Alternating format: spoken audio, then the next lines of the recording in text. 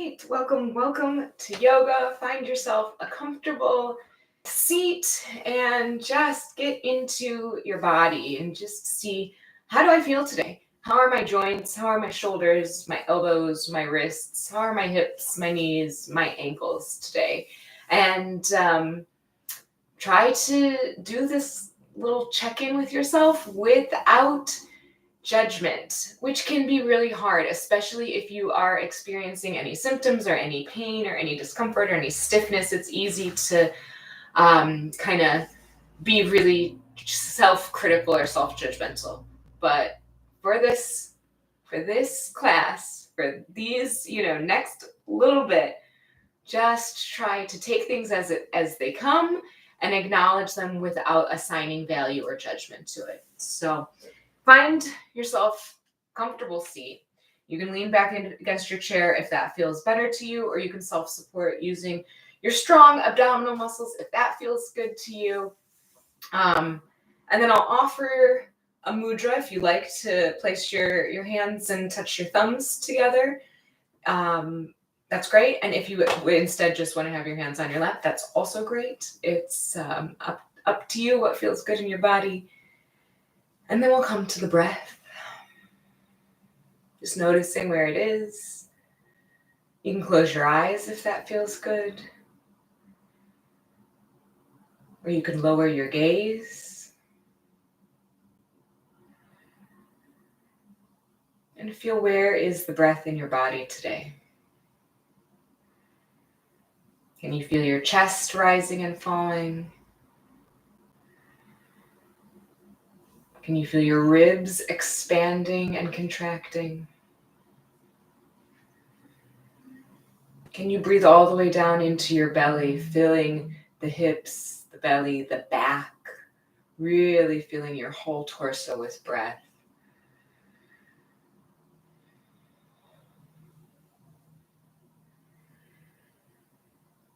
Deepening the breath, slowing the breath down, coming into this present moment.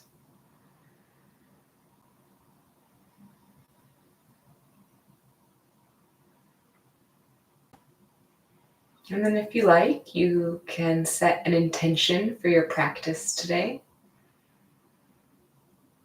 This could be, I'm going to try every pose.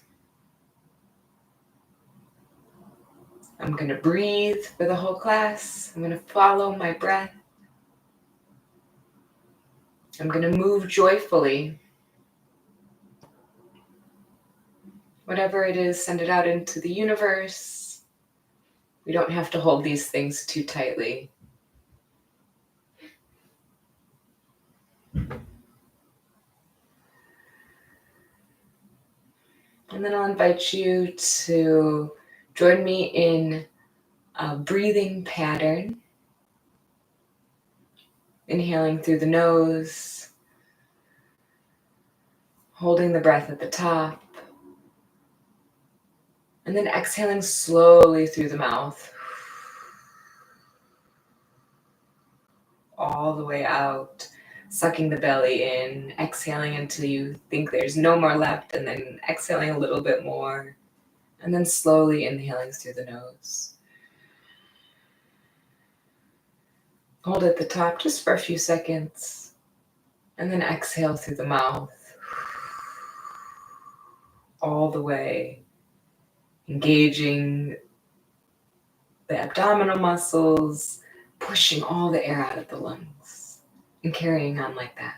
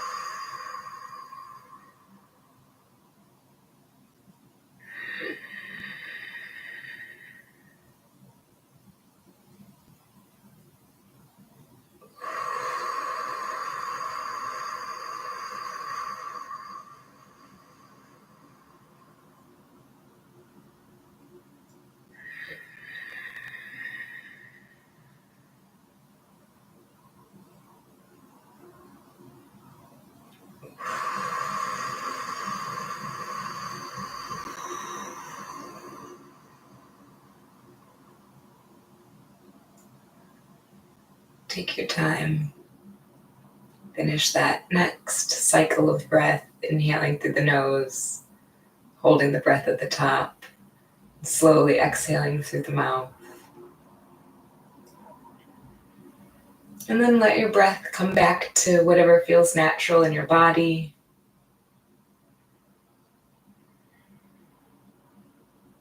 Dropping the chin to the chest, shaking out the shoulders a bit, blinking open your eyes if they were closed. And then we'll drop the right shoulder and look over the left, just gently. And then drop the left shoulder and look over the right, just slowly getting into the body. You can match the breath to the movement, inhaling to the center and exhaling with a gentle twist.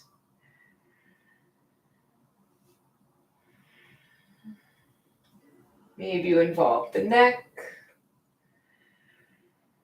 Maybe you press into the hips, pressing into the left hip to look over the right shoulder. Coming back to neutral, pressing into the right hip to look over the left shoulder. Pressing into the feet to keep you firmly grounded. And maybe turning up the corners of your mouth into a smile to move with a bit of joy, a bit of pleasure, relishing in what your body can do and the movement that's available to you today. I'm going to do one more round and then come back to a nice, comfortable, tall seat. And we'll do a few circles with the torso. And again, these can be as big or as small as you like. Just warming up the body, pressing into one hip, and coming forward and into the other hip and coming back. And if this feels like a balance challenge, you don't have to have the hands on the hips. You can use the chair for support. That's fine too. There's really no one right or wrong way to do this. And maybe your circles get bigger and slower. Maybe you inhale as you're coming forward and exhale as you lean back. Matching the breath to the movement.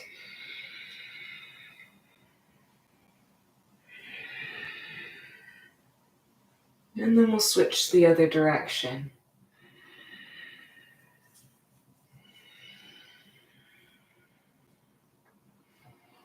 Seeing if this feels any different. Bringing the weight to one hip, then the other.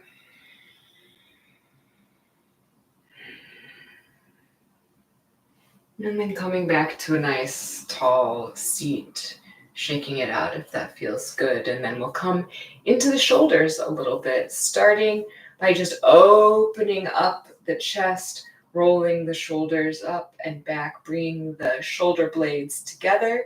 And you can have your arms open.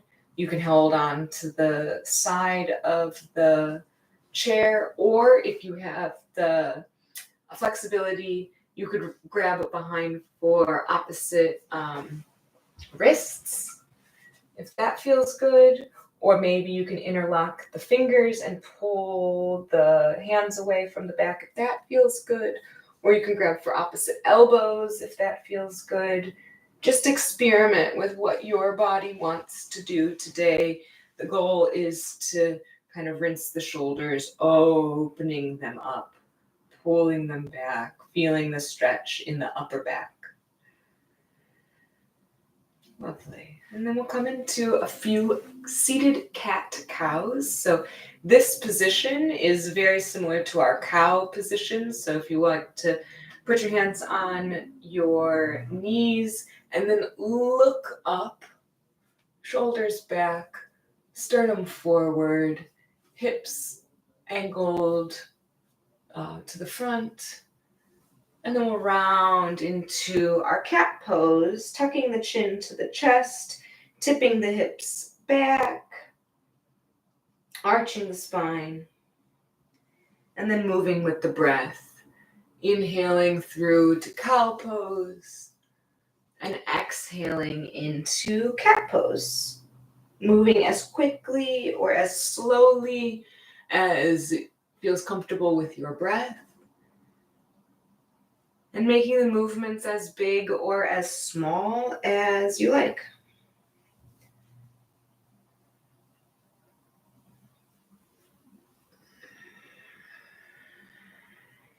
Bringing some articulation into the spine. They say that you are as young as your spine is flexible, and a flexible spine means less back pain. It means more mobility, and it means better balance, because when we can move around and catch ourselves, we're less likely to fall when we stumble or trip. We'll do one more round of cat-cow. So wherever you are, coming through and then coming up into a nice tall seat. And again, if there's anything you need to do to wiggle that pose out of your body, go ahead and do that. And then we'll come into some shoulder rolls. So I'm going to the back first because that's easier for me. I like this direction better, bringing the shoulders up to the ears and back, and then bring the shoulder blades down the back. And you can make these as big or as small as feels good. You can get the elbows involved if you like. You can put the hands on the shoulders if that feels good. Or you could do big windmills with your arms and really get the full range of motion through the shoulder girdle. It's really up to you. It's whatever your body allows today. And remember, we don't always have to go to our absolute edge. 80% of what you can do is always good enough. There's no need to give it 100% or go all out. We want to match the breath to the movement. So sometimes even 50%, half of your maximum effort, could still be the perfect combination. We're not going for perfect strength or absolute limit. We're going for feeling comfortable in our body. We'll switch directions. We're going for acknowledging any limitations or any pain, and instead of pushing through the pain, we're going to stop and say, when is this pain worse? What can I do to make this pain feel a little bit better? I'm actually listening to the body. I think for a lot of us, we really disassociate from our bodies, and we either ignore pain or push through pain. And through yoga, we can get a little bit more in tune with how our body feels when we do certain movements. We'll switch to the wrists, rolling in one direction. And through yoga, we can actually reduce some of our pain through some stretching and asana, some breathing work, some pranayama that get us more in touch with how our bodies move and what feels good in our bodies, and then switching directions the other way. And then doing the same with the thumbs tucked inside, which changes a little bit about how this feels in the wrists, going one direction and then the other direction.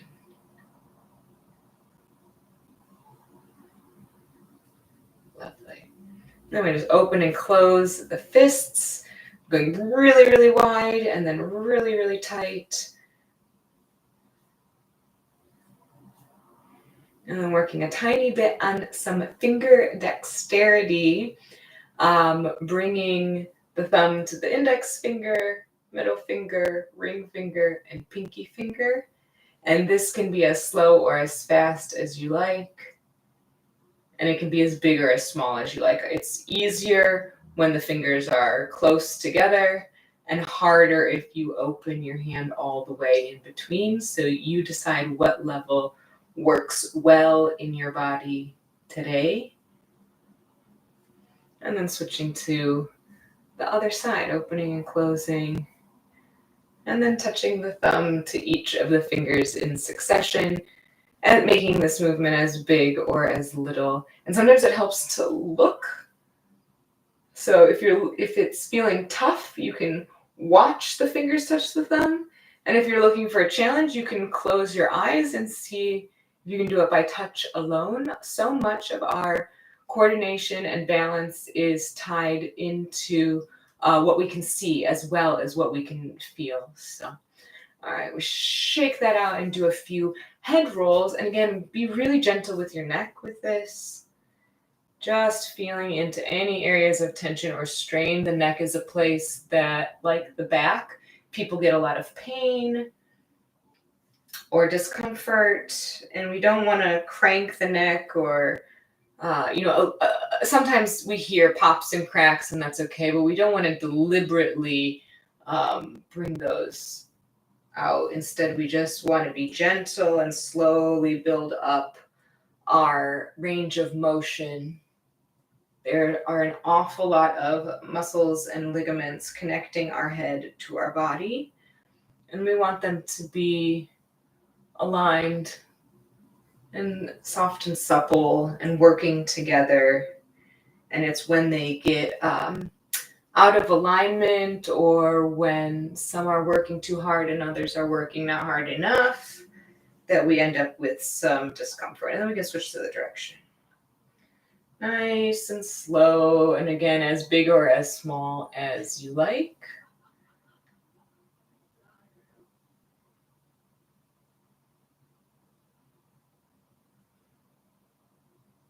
Lovely. And then we come back to a nice tall seat. And we're going to do a little bit of balancing into a chair boat pose. Or Navasana. So this pose is often done on the floor seated, and the body looks like a V with the legs out and the body leaning back. So if you want to lean back in your chair, that's totally fine. That can kind of help with some leverage. We're going to start by just pressing into the toes and lifting the heels. And this might already feel like enough, and maybe you stay here, and that's great. And then when you get tired, just let the heels come back and maybe shake it out a little bit. And then we can do it again, thinking about engaging the core, pressing into the toes, and lifting the heels. And again, you can do this leaning against the chair, or if you want to test your abdominal strength, engage the core, press in the toes, lift the heels. And if that's going all right, that you're like, okay, I'm doing that, that's okay. We're going to start just one leg at a time. So press into the toes, lift the heels, and then see if the right leg wants to come up any amount. Maybe it's an inch, maybe it's a foot. Great. And then when it gets tired, set it back down. And then we'll do the same thing, pressing into the toes, lift the heels, and then we'll experiment with the left leg. Does the left leg want to come up? Engaging the core, lifting the left leg, and when it gets tired, setting that down. You can also use the hands as an aid for this, so pressing into the toes, lifting the heels. We'll go back to the right. You can interlock underneath the right leg to kind of give a little bit of help. If you want to experiment with extending the foot out, you can. That's really tough for some people, so you're also very welcome to stay with a bent leg. But you can experiment with seeing how that feels. Again, that's going to be much more difficult if you're not hanging on. That's really tough for me. So it's really up to you, and one is not better than the other. Obviously, we're always looking for ways to be able to experience a pose more so than we want to like get it exactly right or do it perfectly or do it without any assistance. Props are there for a reason, and we should use them judiciously, like as many props as we need. We'll do the left side pressing into the toes, lift the heels, lifting the left. If you want to grab underneath the left leg, that's great. Sitting up nice and tall, engaging the core, and then maybe just experimenting with extending that left leg, or maybe you keep the knee bent. Either way is totally fine. How does this feel in your body? Are you still breathing? Is your core engaged? That protects your lower back, and it also helps with the balance and with being able to lift the leg up. And then we'll set that down. And that's probably enough for today, but if you really want to challenge yourself, you can think about lifting both legs at the same time. That's also really tough for me, but experiment with it, play around with it. And obviously over time, as we develop strength in the core, develop strength in the legs, poses like this can get a little bit easier. So it's one to put in your pocket and take out when you're feeling ambitious. We will carry on with some leg stretches, starting with some ankle rolls. So I'm going to start on the right side, and you can do this just independently, or feel free to cross the right ankle over the left knee and use the left hand to help. That can be really nice to get a bigger range of motion. Putting some lubrication in the joints. We say motion is lotion, and the more we move, the better the joints work. And then we'll switch directions, going the other way.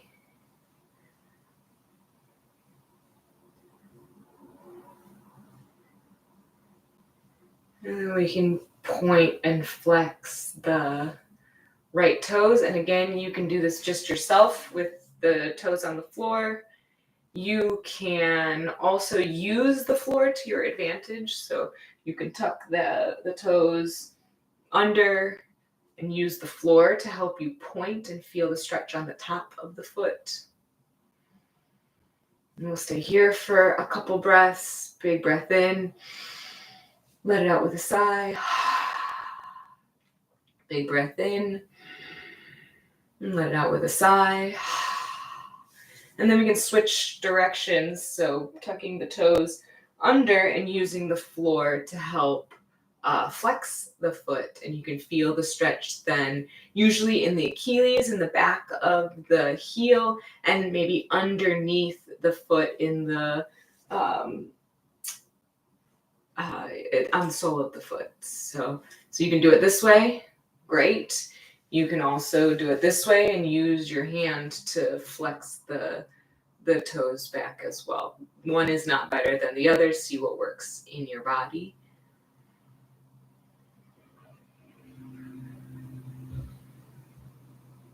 And then we'll switch to the other side. So again, starting on the left with just some simple ankle rolls, and you can do this on its own, or you can use the right hand to help manipulate your left ankle. And again, if you hear a few pops and clicks, that's fine, as long as there's no pain associated with that. Sometimes it's just the cartilage moving around. But if you feel pain, stop what you're doing, reassess, say, where is this coming from? Don't do that thing. And then if you want to reapproach the pose, do so really, really gently, with a lot of curiosity and a lot of step by step, so that you don't go to that place where you feel the pain. All right, and we'll do the pointing and flexing on this side too. So first, pointing the foot and feeling the stretch down the front side of the foot.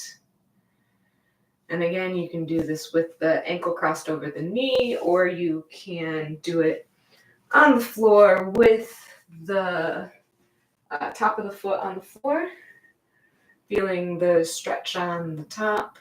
And you get to control how much of a stretch, right? The more you point, the stronger the stretch is, the less you point, the more gentle the stretch is, and you are always in charge of that. And we'll take a deep breath into the nose, let it out the mouth, into the nose, and let it out the mouth. And then we'll switch. So either tucking the toes under so that you can flex the foot on the floor, or crossing the ankle over the knee and using the right hand to help flex the foot, feeling the stretch down the back of the heel, maybe on the underside of the sole of the foot. And sitting with this for a moment, feeling the stretch. And then we'll let go here. Come back to our nice tall seat. Maybe you march it out if that feels good. Or maybe you windshield wiper your knees back and forth. Or maybe you go out and in. And we're going to stretch the front of the thigh. These quad muscles are some of the biggest muscles in our body, and when they get really tight, it makes bending more difficult, it makes walking more difficult. So one good way to stretch this in a chair is to pivot. So I'm going to stretch my right, so I'm pivoting to the left. I'm going to use the back of the chair for some support. You can also use the front of the chair. You can, do whatever you need to do to feel like you are balanced and sturdy. And then I'm going to walk my right foot back so that the thigh is pointing down. So until I feel the stretch going from my knee up, you might even feel this up into the hip. If you are not feeling the stretch, you can experiment with walking the toes back even farther, and then that might light up the thigh. And once you feel that, we're going to stay here for about 30 seconds. So find a version of the stretch for you that feels, okay, I feel the stretch, but I'm not holding my breath, grimacing, waiting for it to be done. I feel like I could be here for a little while.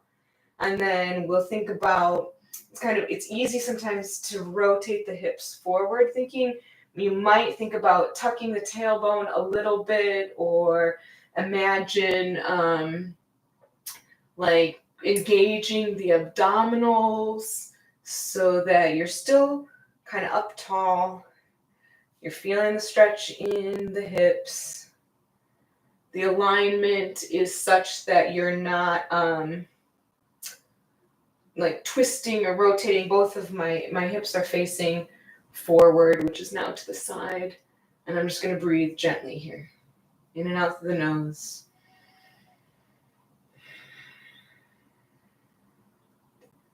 And then we'll really slowly and deliberately come out of this. So I'm going to slide my right foot forward and then come back through center. And then twist to the other side. So now my right leg is on the side of the chair. And I'm going to rotate my body so my hips point forward. And then walk the left leg behind so that I feel the stretch in the left thigh. Okay. I'm holding on to the chair back here for some support. I'm thinking about keeping both hips pointed at the wall in front of me. If tucking the toes is not working for you, that's when you can untuck them and have a flat foot on the ground. Sometimes that can be a little bit easier on the balance. So if you feel a little bit wobbly, or if that just doesn't feel good in the bottom of your foot, it's too intense, that's fine. And again, if you want more intensity, slide the foot back farther, and less intensity, keep the knee underneath the hip. And then we'll breathe nice, easy, slow, in and out through the nose. And again, engaging the abs. Maybe you slightly tuck the tailbone so that your spine is in good alignment.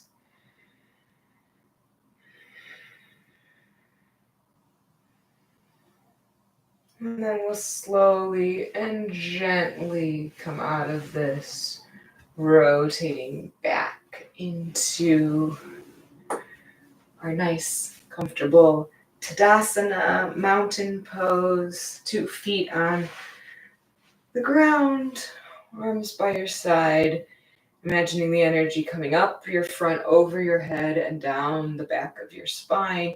And we're just going to take stock here again. So you can close your eyes if you like, or you can leave them open, just checking in with all our major joints. How are they feeling? How are we doing? Is there any areas of discomfort that you can breathe into and make even a tiny bit, 1% more comfortable?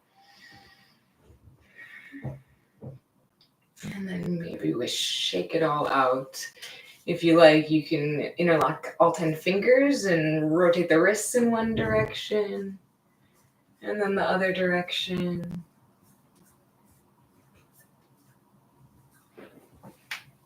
And we're gonna do another shoulder opener. So we did one shoulder opener where we were either reaching behind or opening up like this. This one is going to use the wall if you want to. So you can do this a couple different ways. One way is simply to grab on to the chair behind you and open up the shoulder that way. So that's fine. That is an option. That is a great option. Have at it. You can also reach on the wall and rotate open the shoulder this way. So I'm sitting kind of on my chair sideways. You can also do this standing if you like, standing with your body facing the wall, putting one arm out and then peeling the shoulders away from the wall to open up, for me right now, the right shoulder. And again, we only want to stretch as far as we can do so comfortably, safely, while still breathing, while feeling like we could be here for a long time. So if it feels too intense, the easiest way to make it a little less intense is to rotate your body a little closer to the wall. And if you want it to be more intense, we're going to peel the body farther away from the wall. And you have the choice and the capacity to decide what feels best in your body today, because we are not the same body every day. We cannot do the same things every day or go as deep or into the same poses, and that's fine, and that's really normal. And so it's best to, again, treat that lightly and with curiosity and say, I wonder how my body will feel today, instead of comparing yourself. All right, and then we will gently come out of that stretch on that side. And again, you can wiggle it around, and then we're going to switch to the other side. So again, perfectly fine to just hang on to the chair and open up your shoulder that way, or you can elect to come to the side and stretch your arm out against the wall, and then experiment with how does it feel on the side, because you might be able to go farther or not as far as you did on the right, and that's fine because we are not symmetric left and right side, and it's not uncommon to be able to do things a little bit differently on one side than the other side.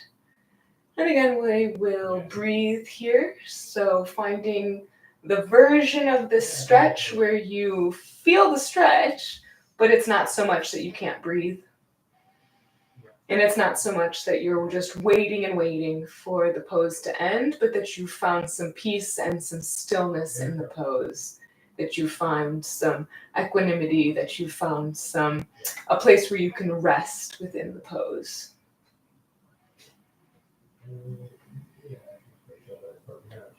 And then we'll slowly, easily, gently come out of the stretch on this side. And then if you are turned around, we can come back into that Tadasana, that mountain pose, that nice tall seat with the feet on the floor, knees over the ankles, hips in front of the knees, chin at a nice level. Maybe we tuck the chin back a little bit, imagining breathing up the front of the body and exhaling down the back of the spine.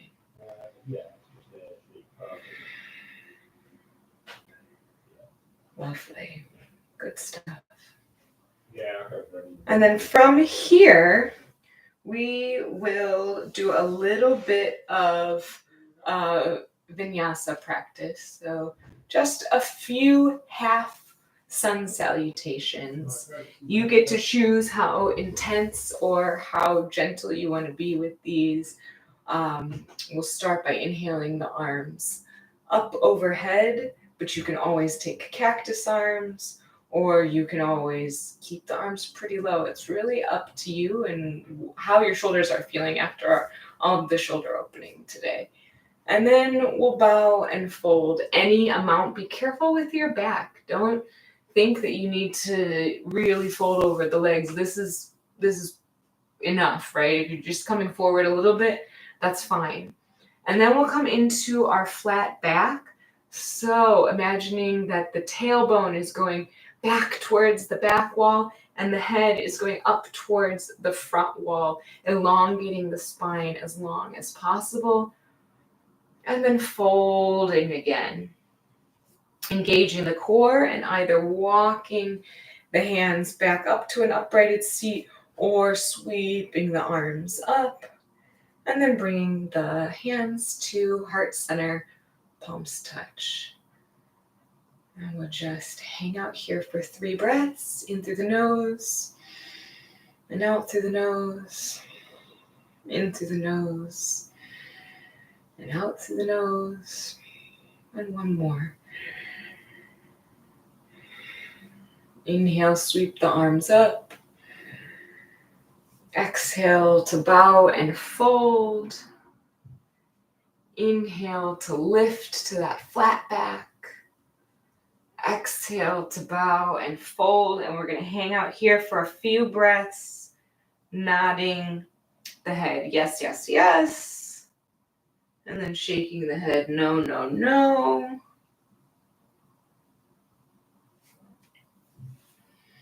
And then we'll come back into that flat back.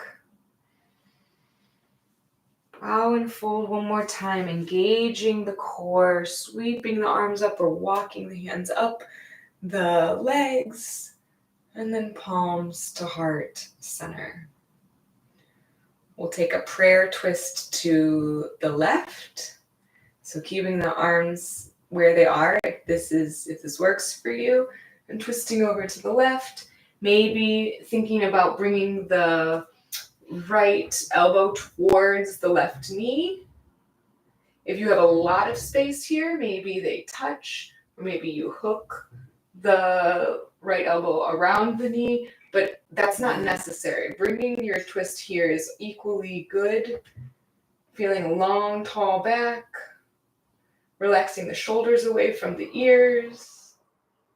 And then slowly coming back to an upright seat. We'll do one more of these. Sweep the arms up on the inhale. Exhale to bow and fold. Inhale to a flat back. Exhale to fold. Engage the core, sweeping the arms up. And exhale, palms to heart center. And this time we'll do our prayer twist over to the right. So looking to the right, twisting to the right. Maybe the left elbow comes closer to the right knee. Maybe they touch, but it's not necessary. Thinking about getting a nice, long, tall spine, twisting over the right shoulder, pressing into the hips, pressing into the feet, and then slowly untwisting back to center, closing the eyes if it feels good, lowering the gaze, dropping the hands to the lap, or coming back to that mudra where one hand's in the other and touching the thumbs if that felt good to you today, and then coming into whatever your final resting posture looks like. So if that's a tall spine, great. But if you want a pillow or something behind your back because you want to be more comfortable, that's also great. If you want to lay down, that's equally great. If you want to kind of recline and move your feet away from your body, that's great. There's no right or wrong way to do Savasana. What we're really looking for is just relaxation, letting go of any residual tension in any of your joints, letting everything be loosey-goosey, let gravity do the work, let your body just be. And then one more time, we'll come back to the breath. Where is the breath now in your body? Can you feel the breath in your chest? Can you feel it in the ribs? Can you feel it in the belly? Inhale, belly rises. Exhale, belly falls. We're not trying to control the breath anymore here. We're just noticing, where is it? Where can you feel it? Where is it prominent or prevalent? And you might not feel it in the ribs or the back, and that there's something wrong with that. We're just acknowledging the breath, thanking it for being with us, coming back to that intention perhaps that you set in the beginning of class. It's fine if that intention didn't stay with you really rigidly throughout the class. We hold these things lightly. Think about one tiny action you can take the rest of the day to match that intention or to invite that intention into your life a little bit more.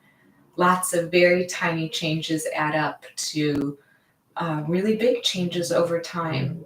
And that includes mindset changes. So mindset shifting is really hard, and it's best taken bit by bit, moment by moment. The same way we watch the breath come and go, we can acknowledge thoughts that maybe are not as helpful, thank them for showing up, and let them carry on their way to make room for thoughts that are more helpful and bring more of the positive emotions of joy, of compassion, of feeling connection, of feeling hope.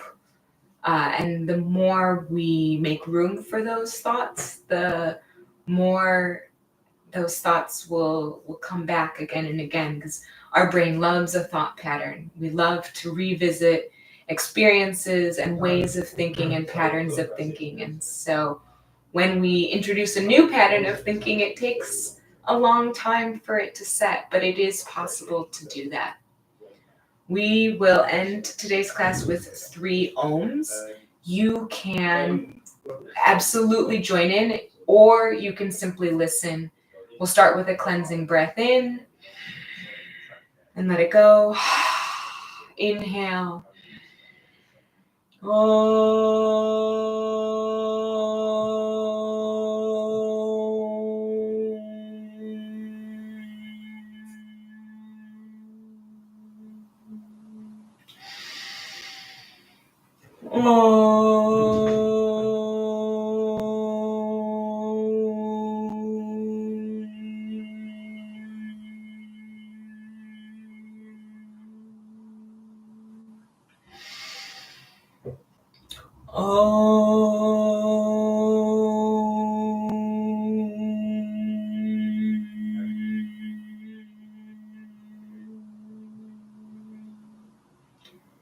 And when you're ready, take your time.